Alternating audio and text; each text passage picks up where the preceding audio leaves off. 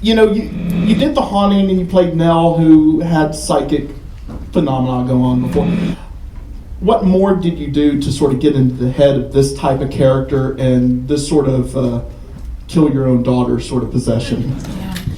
Yeah, this was a whole different thing than The Haunting. This was pretty heavy because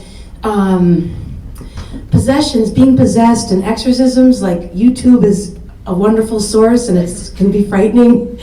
And I had to kind of find some real exorcisms on YouTube, and that did it. That did it. I don't know if I want to look up exorcism on YouTube. No, it's heavy. It's really heavy. It really is. I wouldn't do it. I really wouldn't. Okay, so what was it that initially got you, yes, I have to do this movie, I have to be a part of this family? I mean, one of the things I love is that the film actually took the time to make us like the family before the perversity comes in and starts making everything horrifically scary. So did James Wan approach you? How did you become involved in the project? Well, I was going to have to fly and meet James. I think he was in North Carolina, and our schedules weren't working out, so I made a little video of myself on iPhone. And so it was pretty rough, and James liked it, and that says a lot about James. What sort of thing was on the iPhone? A reading from the movie, except it was raw. It was very homemade, and it just shows that James likes. The reason I wanted to do this was James Wan. I think he's so amazing. I mean, he did a great job, right, with this movie. And I mean, to do old school special effects, no CGI, is just. He knows you can do a horror movie and still care about the people. You can have depth in the relationships, complex emotion, and still be scared. Now, did you meet any of the original family members, or I believe, is it Lorraine Warren? Yeah, she's still alive, right? Did you run across her, meet her, or anything? Lorraine Warren was on set, but she had more to do with Vera Farmiga and Patrick Wilson.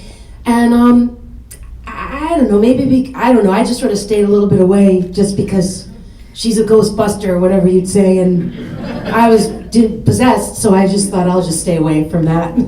I had to learn how to yell. I found out also on YouTube, because I realized when I saw the exorcism YouTube clips that the yelling was very deep, and I realized I'm not going to have a voice if I don't learn how to yell. So then I searched how do you yell on YouTube, and all these, like, I guess growlers, or I don't know what the music's called, no disrespect, but I just don't know what that genre's called, but they scream, and they all want to tell you how to scream on YouTube, and they all go back to this one woman who taught them all how to scream. So I got her CDs and got her exercises, so before we rolled, I would get into some stuff, and the crew was like, didn't know what was happening.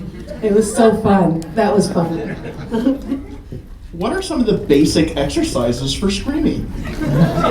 Well, basically, it's you don't want it to get caught here in the throat. It's kind of pushing the air down, and it's coming from the gut. So it's kind of like, and some exercises. Well, you would do this, basic, nice vocal warm-ups, like whatever they are, and then get into some, get into that kind of thing. Was it easier or more difficult for you to have to do the exorcism scene covered in a sheet? Because you're so physical in that scene, but like, how did that affect you, having to be covered up? First of all, were you always the one underneath the sheet? And I guess vomiting blood into the sheet had to be a lot of fun. Go into that experience of shooting the scene. I love stunt people, and I like to do I like to do stunts to where I'm not going to hurt myself. And I love the stunt guy, I love the stunt woman, but they're stunt people, and they're not actors. And so I really wanted to be in there, because a few times I saw what she was doing, and I thought, oh my God, that's just not, I don't believe it at all. So I'm like, I got to get in there and do it. I found it freeing covered up, because it's almost like, I'm